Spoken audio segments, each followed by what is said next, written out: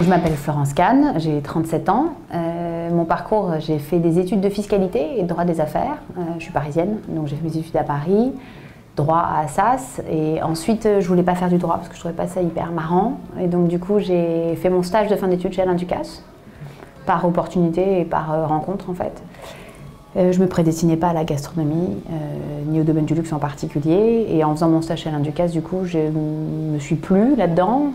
Je suis restée 6 ans à ses côtés. J'étais directeur du développement international pour lui, pour la partie conseil et formation.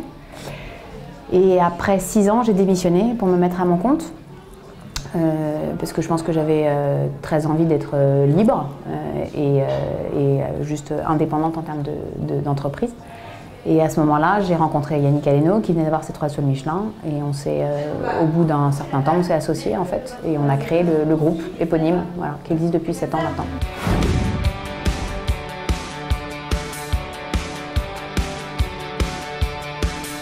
C'est un rôle d'accompagnant et de structurant d'un créatif.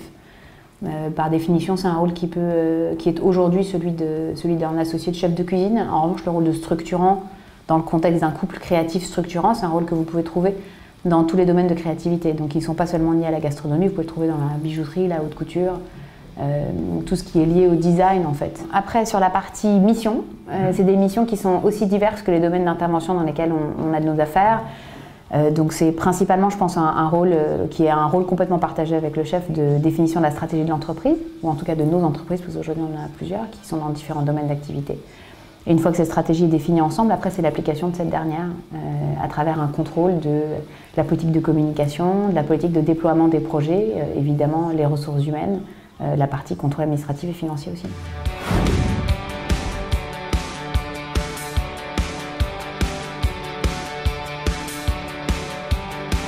Je pense que la gastronomie, aujourd'hui c'est un terme qui est un peu galvaudé, les chefs sont probablement pour certains devenus des marques, donc après l'intérêt c'est de réfléchir avec des précédents qui peuvent exister dans d'autres domaines d'activité, notamment celui de la couture, mais aussi celui de la joaillerie, qui peuvent être des domaines d'inspiration. On ne se différencie que parce qu'on a un ADN qui est celui d'un créateur.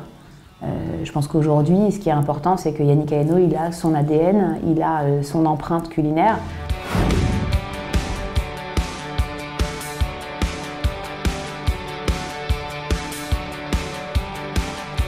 Un, faites une introspection qui serait intéressante à mon sens. 2, lancez-vous rapidement. Et 3, ne valorisez pas forcément l'entrepreneuriat au profit de ça. Après, c'est vrai que j'entends que dans notre domaine d'activité qui est spécifique de la gastronomie de luxe, il n'y a pas non plus 43 entreprises dans lesquelles on peut postuler, quoi. Ça c'est sûr. Il faut créer la sienne.